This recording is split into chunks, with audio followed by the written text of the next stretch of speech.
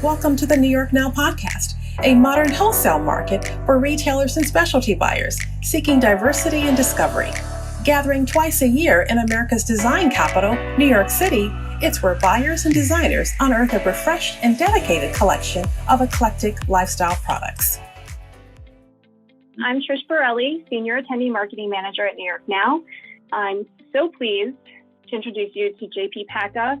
He's a professional videographer, the founder and head of video production at the company Sector Blue, and the official videographer for New York Now. And he's a great friend of ours. JP is incredibly humble and modest, so I'm going to tell you how fabulous and truly talented he is. JP's keen eye for photography has earned him awards since high school, which led him to pursue a career in the arts. After earning his bachelor's degree in film production, JP has worked as a cinematographer and videographer for different projects, mostly focused on branded content and promotional videos. Contained in his rich portfolio, you can find projects JP has shot for Facebook, Target, Disney, among others. JP, thanks so much for taking the time to be here with us today and share some of your special tips and tricks with our audience. This is truly a treat for all of us. And welcome. Thank you. Thank you, Trish. Hi, everyone. It's a pleasure being here today with you guys. And it was, really honored to be working with New York Now for this presentation. I know this is a difficult time that we're living through now with the pandemic. So yeah, it's my pleasure to show you guys a few of my own tips and tricks of how to, use your own phone and whatever resources you have available to you to create quality videos. So basically an overview of what we're going to be going through today. As Trish said, we're going to try to show you how to create engaging videos using your smartphone to promote your product. And we basically have two goals with this presentation that I hope we can all achieve, which is to learn how to utilize our phone in our home or whatever resources we have around us to shoot engaging and professional quality product videos, and also learn a little bit about editing apps and some techniques to show you guys how easy and quick it can be to put these videos together on your phone, still keeping it professional looking and with a good quality. So a little bit of an introduction. I know Tricia talked a little bit about me, but just to let you guys know who I am, why I'm here, and how I can help you. So as I said, my name is JP Paca. I'm a cinematographer and director. I went to school for film production. And right after graduation, I founded Sector Blue, production company here in New York City. So we are based in New York City, mostly focused on doing branded content and product videos. And we are the official New York Now videography company. And how we can help you is because we have this experience shooting, products, working with New York Now for a little while now. We have experience shooting products and your products more specifically. We know what you guys are looking for and how to promote that type of product. So I think that's how we created this presentation. It's mostly focused on the type of products that we see in New York Now. So up to tip number one, I think it's one of the most important things is finding a good location for you to shoot your product, right? And this brings us to the second tip, which is lighting. How can you, utilize natural light? I think that's the best that we can have. The indoor lights that we have at home in our offices, they're made for ambience, to be ambient light. If you guys have a window, and I'm sure, you can find one somewhere, try to position your object or surface by a window and utilize that natural light coming out of the window to help you. Also, try to avoid direct sunlight into your products that create very harsh shadows. And this brings something else that, people sometimes confuse, cloudy days are terrible days. But for us photographers, videographers, cloudy days are actually really good days for us because, it just creates this very nice and soft light, diffused light, right? The clouds serve as a diffusion. I got another sheet of paper, and I covered that window. So that created a diffusion for that sunlight that was blasting through my window, and that made that light super soft. Tip number 3 will be how to set up, right? Picking a surface, where I'm going to put this product on. So the basic tips that I'll give for this is just try to pick a clean surface. Again, somewhere that is not cluttered, not too busy. Solid colors work really well. You can pick any color that works with your product, whatever palette you're working on for your product line. But also texture can definitely help us contextualize product, right? But also don't go crazy with it because again, we don't want it to be distracted. The focus has to be on our product and on the message that we're trying to convey. The next tip for the setup will be try to create setups. You don't have to just shoot your items make it as is, just the item. You can create little setups and use small items or anything that you think will add to the story you're trying to convey to promote your product. So look at in your own place in your house or in your office and try to create these little setups that can help you, increase the message that you're trying to convey with your video or your photo. Next tip would be picking between glossy and shiny surfaces, right? Personally, I prefer to shoot on matte surfaces and not pick glossy and shiny surfaces. But for some types of products, I understand that could be a very useful, tool to have those reflections.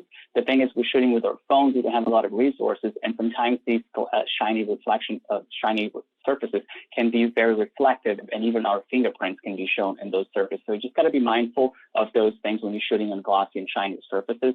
Just be very clean with it and make sure you don't see those things, those reflections, unwanted reflections. And keep the focus 100% on your product, right? So you don't have anything else on that shot that's going to distract you from seeing what you want your audience to see. So tip number 4, I would like to go over some basics of shooting video. I understand that there was a previous webinar about shooting photography with your phone, right? Shooting good photos, professional photos with your phone. And I understand that you guys went through some of these tips already, but most of them are really, really important also for video. And that's why I think it's important for us to go over them too, especially, if you're trying to create something a little bit more professional. It's just like really not point and shoot, although the phones are really helpful today. There are some adjustments that sometimes we need to make. And one of them is towards exposure. So exposure, the definition, and I quote this from photographylive.com, is it's the amount of light that reaches your sensor or film. So it's just like how much light is coming in through the lens and reaching our sensor, right? And although phones nowadays are really smart and they tend to, do a pretty good job of auto-exposing our photos, sometimes there are things in our frame that just makes the phone get a little confused and overexpose or underexpose. So sometimes we have to manually change that exposure. And you can do that on phones. And on iPhones, you can simply click on the screen on top of your image and just slide your finger up or down. If you bring it down, you're going to bring the exposure down. And if you bring it up, you're going to bring the exposure up. It's the opposite. But it's I'm pretty sure that on Android phones, I don't own one, but I'm pretty sure it's a very similar procedure. You can just, I think, slide your finger up and down, and you can adjust the exposure. But this is really important. Just make sure you're always exposing your shot for your product. And that's why, again, we need that very soft and ambient light coming into through your window. We don't want any harsh shadows or any very harsh sun rays coming through that's going to blow out parts of our shots. The other tip of shooting video is focus, right? We want to make sure that our camera is focusing on our product. And the same way that you adjust the exposure, for you to adjust the focus, you can simply just click on that image on top of your product, and you're going to see the little yellow square is going to show up on your iPhone, and that's going to tell the phone that that's where you want the camera to focus on. So it's a very simple step too, and it makes a huge difference when you see an out of focus shot and a shot that is actually perfectly in focus. So make sure you always do that little tap on top of your product before you start rolling your camera, so the focus goes into your product. And another tip for these two focus and exposure adjustments is that you can lock your focus and your exposure at your desired setting by just touch and hold. So basically on the iPhone, when you touch that screen, you're going to touch and you're going to keep your finger there for a couple of seconds. And you're going to see that that yellow square is going to show up and it's going to pop on the screen. It's going to pop up. And when it does that, you're going to see there's an AEAF that's going to be turned off. That means that the automatic focus and automatic exposure are turned off. So now, wherever you click on that screen, that's the point on the screen that the camera will focus on, and it will keep that focus on that spot. And whatever exposure you set at this time, that's the exposure that's going to stay there for the entire duration of your shot until you stop recording. Another tip on basics of shooting video is shooting angles, right? We're shooting a video here, and this is something that's going to help us a lot with editing. Just try shooting a bunch of different angles. Try from above, from the side, frontal, head on, tilted, and try also to play with the product, finding different angles of the product. You can use different items to prop your item, tilting forward or sideways to change the, if it's a ring or if it's an earring or something, just try different positions on it and try to shoot them as many as you can. And then look in post to try and find the best angles for your product. Experiment and have fun. I think that's the rule that applies the most here. there's not enough shooting, you can just shoot as much as you want and then just in editing decide what shoot you want to use. Another tips like frame sizes. Try to use a variety of frame sizes. And what I mean with that, there's like these very wide angle shots that you can see your whole product on screen, but you can also use medium shots so you just see parts of your product. So if you want to do some movement, I would say use the medium shots, and we're going to talk about movement very soon. But also the close-ups and the detail shots, which get really close to a specific part of your product.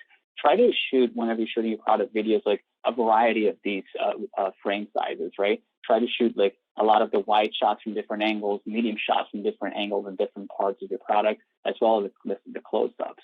Because the close-ups and the details, they show like texture, they show quality of materials, they show more about your craft and assembly, the quality of the assembly. So, use that to your advantage to show more of your product. And you'd be surprised how many shots you can actually use on a 15 to 20 second video.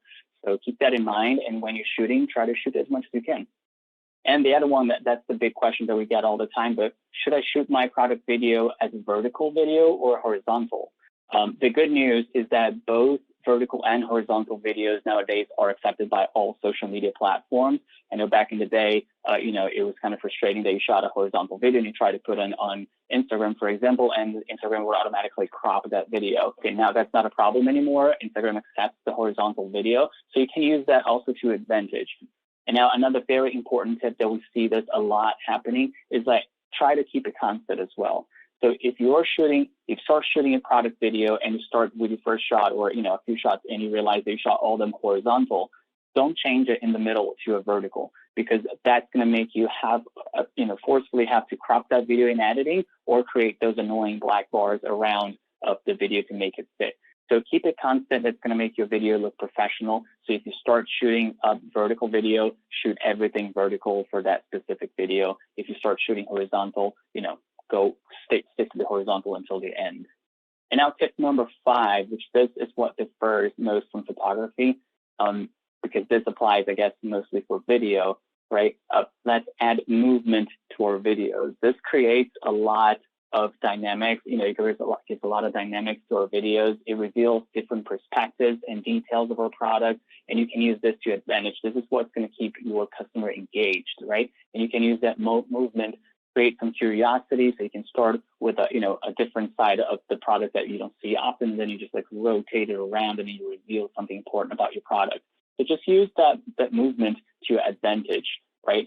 But keep in mind, you don't have to do any fast movements. Like when we're talking about movements, it's just like very slight movements. But how can we do this, right, with our phones? Isn't it going to be shaky? We get this question a lot too. Well, first off, the newest phones, the newest iPhones and the newest Samsung phones, I know they have like a really amazing image stabilization system on their cameras. You can count on that to help you a little bit, but also like don't go crazy trying to walk into a product to do that shot. All the like ever slightly and slowest movements, they're already, that you can already see them on the video, and they already play a huge part into it. So keep it slow, keep it slight, don't move too much. Just add a little bit of movement on your shot, and that also helps your product video look a little bit more professional. You can use different props to keep your phone steady also, and to help it like slide into surfaces and create that smooth movement. So when I was doing this presentation, I ran across this issue that I wanted to slide, do that shot that you saw, sliding my phone around these rings to show like both sides, of the ring. But I couldn't do it myself holding the phone. And then all I had at home was like, I saw this like soap bar box sitting in my bathroom. So I just got that and I cut that into pieces. I created a little slit in the middle, and I taped it around and created a little space for it so I could see the screen. And my phone sits perfectly on that support. If you have any other phone holders that you already have it on your home, you can use that just to sit your phone so the phone, so it stays in a position that you decide it's good for your shot. And then I use this black cloth under my phone, under my support for my phone, to kind of help me slide that across the surface. So basically I put the phone there and then I held it with one hand, and with the other hand, I just pulled the cloth. So what types of movements do we have, and how can we use them different movements for our advantage? So I'm just going to go through a few basic movements. The ones that we all know is the tilt up and down when you're like just tilting the camera. Again, I use for this shot the phone support that I created out of that soap box. So I just used that to hold my phone, and then I just basically tilted that box slowly up. You see how slow I'm going up? And it's creating what some of my clients say, the sexy movement, to reveal parts of my product. That's my tilt movement there. But I also use that same box with a cloth underneath to do this pan right on that little duck soap bar, right? So then I just put my phone there, and I just, with my other hand, I just like rotated that little the cloth there. Other movements that you can do is to slide the camera, and you can also, whatever you shoot, you can also reverse that in post. So if you feel like more comfortable pulling that away than bringing it into your product, you can just shoot that way and then in post just reverse that shot, so it looks like you're getting closer to your product. I use that a lot, and that you can definitely do that on your editing app later on. And the other type of slide is this kind of sideways slide that I do a lot too with my product shots. And you can actually add a little bit of rotation. It's pretty simple. You just basically hold your phone with one hand. It keeps it steady there. And you just have to kind of find your good spot as you rotate it around. It's not as complicated. It's pretty simple and creates this very smooth kind of like movement. Other ways to include movement is to just, you can just purchase a Lazy Susan for some type of product. This is very actually useful. And I did a very quick research on actually just Walmart, and I found these 4 there. There's like many other options, and they all range from like $19.99 to $135. The $135 being that glossy glass one there. And they're pretty useful if you're shooting it close up. You can just put your product right in the middle, and then, as just keep your camera steady somewhere, just put in that phone holder that you have or that you created, and just like rotate that Lazy Susan to make your product like rotate around. It gives you that impression, especially if you're shooting on a seamless backdrop. It gives that impression that, your camera is rotating around it, but actually the product is rotating. So this is actually a pretty affordable item that you can get, and it can actually help you a lot and give you very good results shooting product videos. I understand like for a lot of these like more larger items, these solutions, these like tips that we gave before will not work. So I want to just like to touch briefly on how should I shoot my larger items, right? So solution number 1, if you're shooting indoors but you don't have a surface that you can fit your large item, try to find like a clean corner around, close to a window preferably, if not with a good corner with good lighting. But try to find a clean corner that, will give you that background that it's like constant and it's clean and it's not too cluttered. And then you can rotate your item as you shoot too. You can just move it to position, or you can just like move your camera around a little bit, rotate with your body. Solution number 2 is bring it outside. I think that's the best solution. Find a clean place outside, use that daylight to your advantage, but just be aware of the background, of course. Like try not to shoot, against an intersection, for example. You're going to see all these cars driving by, but try to find like somewhere that's quiet, and there's not anything that's too busy behind it that's going to distract your audience from your product into looking at something else in your video. Also, for the movements here on larger items outside, you're going to be surprised how much you can do with your own body movement, right? So now, instead of like putting your phone on a holder, you can basically just like stand still in front of your product and then keep your feet on the ground, lock them there, and just like rotate your torso, lock your elbows on your body, holding your phone with both hands, and rotate your torso so slightly that you can get that panning movement into your product or away from your product. I think that's a good tip too. And the same thing you can do with you tilting up or down if you want to. You can just like lock your feet on the ground, lock your elbows close to your body, and just like tilt it up, tilt your body up. Use your body as a hinge to create that movement. I think that's a good tip. I use that a lot actually, even at New York Now shows. If some of you guys might have seen me shooting, sometimes I just, I start tilting my body or just like start leaning one way or another. I'm basically using my body as a tool to create movement on my shots. And also for larger items, don't forget to shoot a variety of shots. You can do like very good wide shots with large products to show, full perspective and show the whole product. But also go get closer to your product. Shoot medium close-ups, show the details, the different perspectives out of it, play with it. Again, have fun, try a bunch of different shot angles and shot sizes, include as much movement as you can on these, and it should be good. Okay, on to part number 2.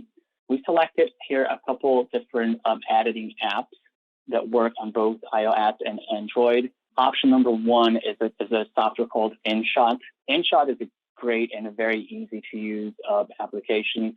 It is free if you don't mind having a watermark, but I understand that, this is not what we all want. And that's the thing with most of the free editing softwares available online. They will all come with a watermark. But the good thing about InShot is that, it costs you $2.99 to get rid of that watermark forever. So it's not like expensive. That's pretty affordable. Anyone can basically get that, and it gets rid and creates like these amazing videos. Option 2 will be Adobe Premiere Rush. For those that don't know, in the professional film industry and videography businesses, we use a software called Adobe Premiere on computers to edit our videos. And Adobe came out with a version of Adobe Premiere for the phones, and that's Adobe Premiere Rush. It works perfectly on iOS and Android. I've had it for a while on my phone. The only thing about it is that you have to create a Creative Cloud account with Adobe. It is free though, but you have to go through that. You got to create an account. And then they have a starter plan, which has some limitations to it, but it's still a very good option if you don't like InShot. If you want a little bit more advanced tools, you can use Adobe Rush and pay their membership fee. Tip number 8, onto editing, right? Editing techniques. So why should I be worrying about editing, right? And how do I prepare for my editing? So this is something that actually you should start thinking on your editing before you actually start shooting your product video. And that's something that, people say a lot. A good editor has shot a lot before, or a good shooter has edited a lot, because those two things, they are combined and they go together. So try to create a concept before you actually go out and shoot. Try to edit the video in your head, the final product. Like, try to imagine what you want to show on your video. That's going to help you a lot when you're out there shooting. And that's bringing that concept back into your phone, into your editing software. It's going to help this process be a lot faster, because you know what you're shooting while you're shooting. And so when you're editing, it's just basically piecing these things together. So again, as we said before, try to shoot as many different angles and shots that you can. Use this variety of shots to tell a story with a beginning, a middle, and an end.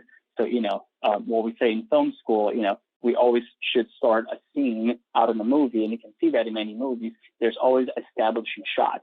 That establishing shot is something that shows basically the outdoors of a house, right? Or it gives you a sense of environment. Where am I as an audience? Where am I going into now for this next scene?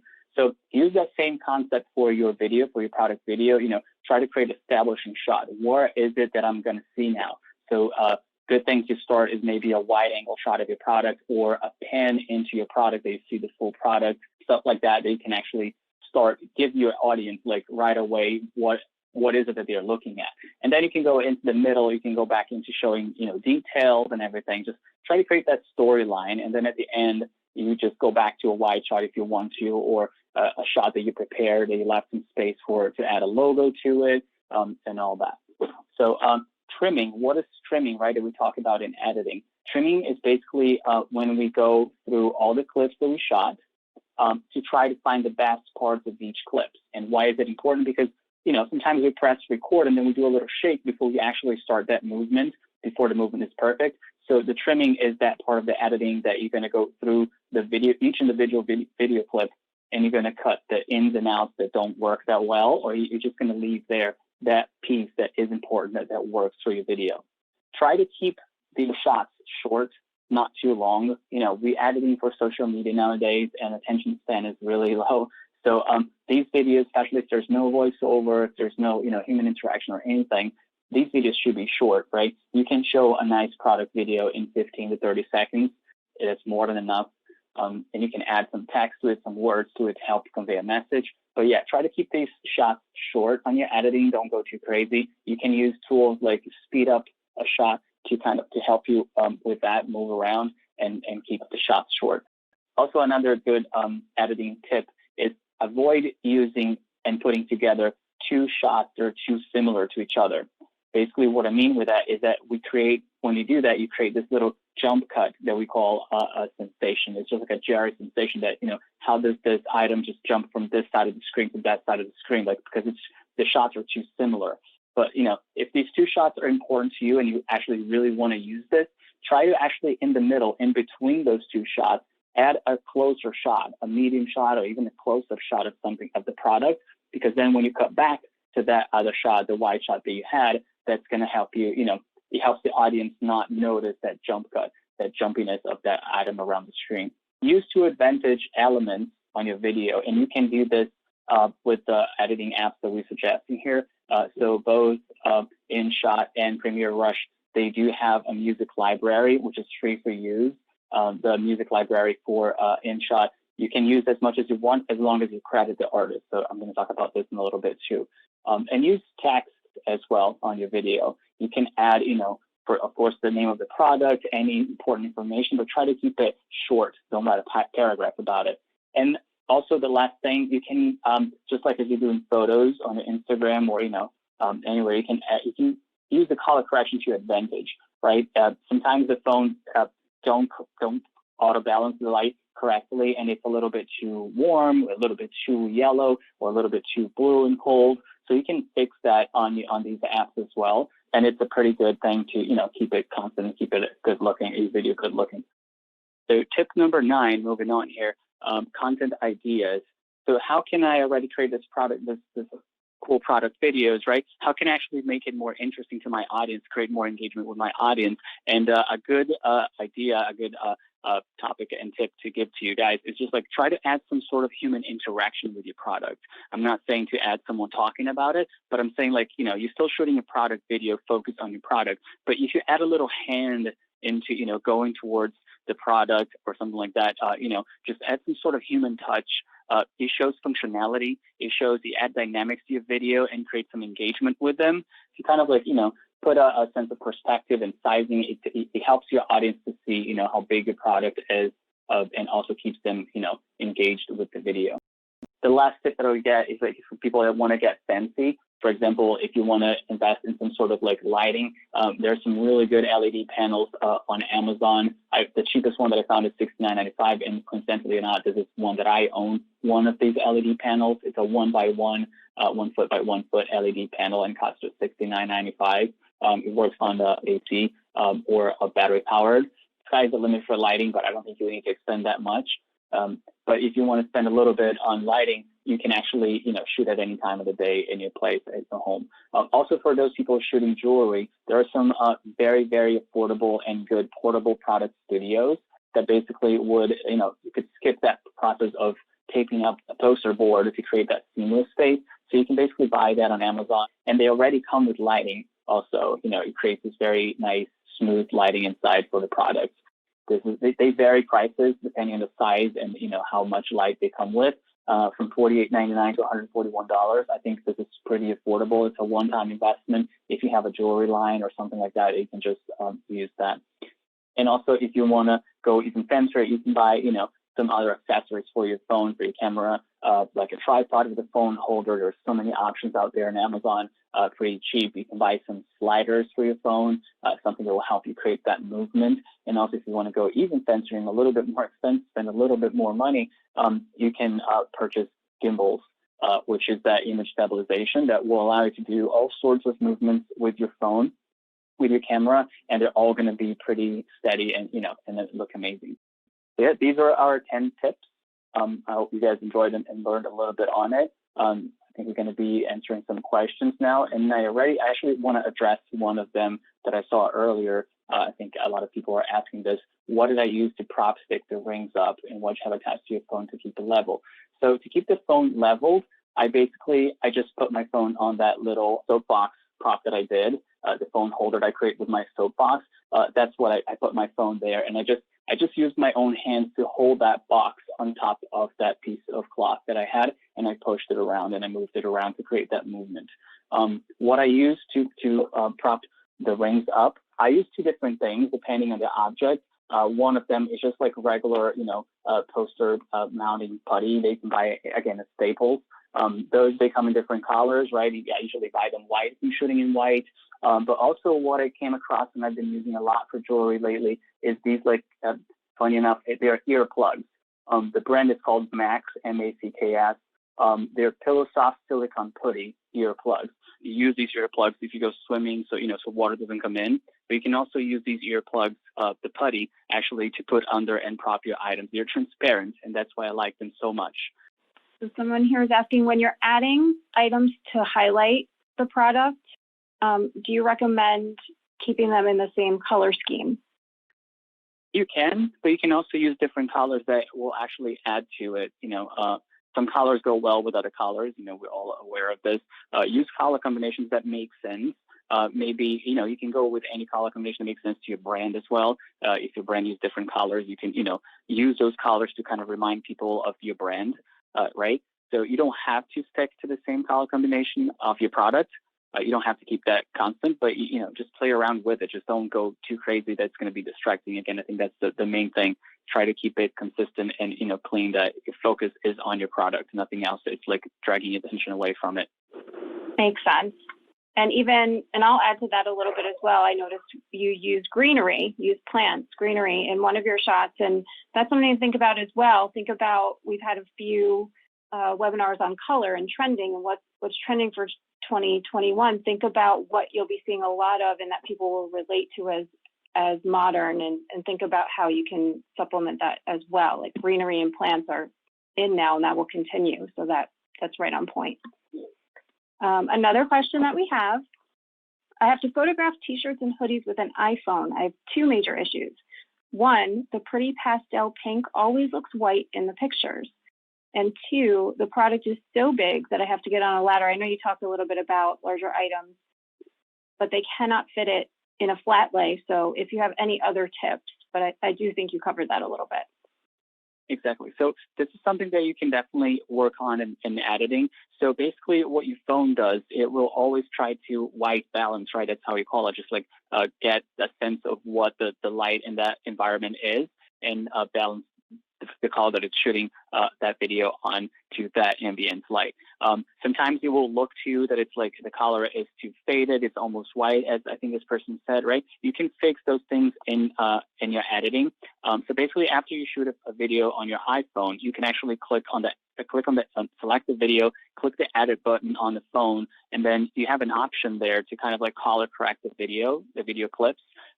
And if you scroll to the side a little bit, you're going to find 3 little items that you can play around to kind of get that color to look more of what it looks, what it should look like. One of them is saturation. So if it's looking too white in the pics, maybe if you increase a little bit of the saturation on that video, on the video clip, it will bring that color more to life and away from the white. The other one, you can bring the vibrance up. You can play around with that too. That's going to bring, more vibrance to those colors as well. And the other one is the hue. You can play with the hue a little bit. Sometimes the camera tends to pick up a little bit more green than it should, or a little bit more magenta. So you can use that slider on the hue to kind of find the perfect spot that will show the color on your screen, as it is on your eyes as you see the item. It does a pretty good job auto balancing the colors, but you can also fix that in post. There's another option when you're editing that on the iPhone that you can fix the white balance on that shot.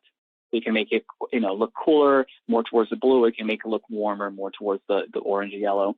Great, thank you. I hope that answered. Yep, and almost on the same subject, what is the best way to shoot a white product on a white background?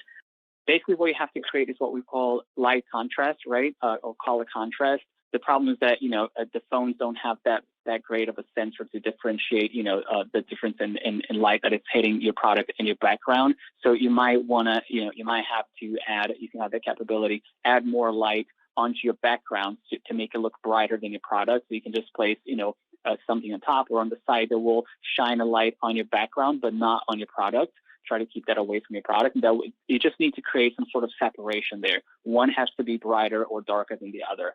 But the problem is, like, if you try to add light to your product, that's going to create a shadow behind on your background. So I feel like the best option is try to add a little bit more light on your background there, if it makes sense.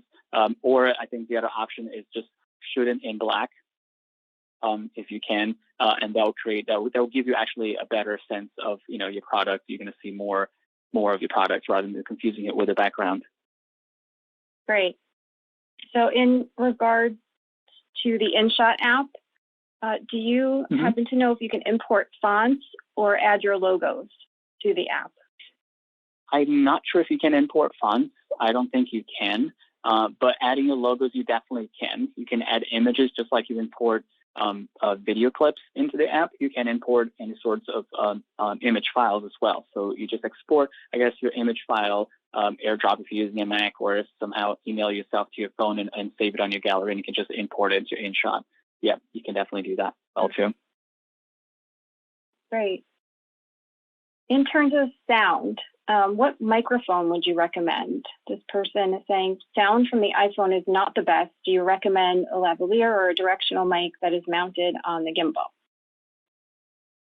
Well, if you're shooting a product video, if you're not shooting something, that you need to talk to someone, I would say don't worry about the sound that you're capturing while you're recording your video, because InShot, Rush, and all these apps, they let you add voiceover.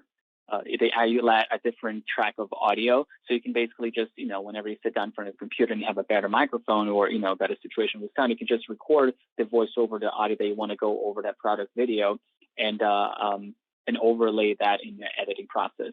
So I would say don't worry that too much when you're shooting a product video. If you're not shooting a product video, then there are many different options that you can go with, but I think we're mostly covering here product videos. Definitely a lav if you have an option, a wireless lav, but yeah. Well, thank you, JP. This was an incredible presentation. For anyone out there, get busy working on your videos. Feel free to tag us on any of your masterpieces out there. That would be so fun for us to see. And you can certainly reach JP Paca of Sector Blue, and you can find him on Insta at JP Paca or at Sector Blue, and you can go to sectorblue.com. Thanks, JP. Thank you so much, Trish. I appreciate the time. Thank you so much. Thank you for listening to the New York Now podcast. Make sure to tune in weekly for engaging and insightful conversations touching on the most relevant topics facing our community today. Visit NewYorkNow.com to learn more about our market and how you can join in on the conversation.